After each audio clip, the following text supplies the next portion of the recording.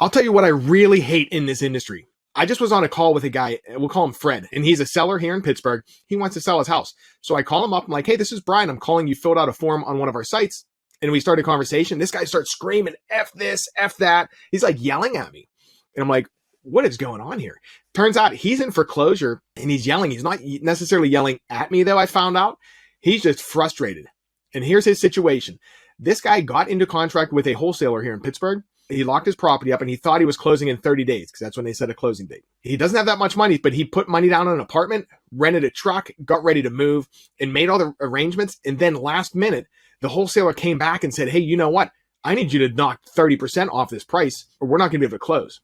So with this put this seller in a really, really bad situation because he's planning on moving. He already had the arrangements made, everything like that. And the last minute, it's like he's in a vice. So that's one thing I really, really hate.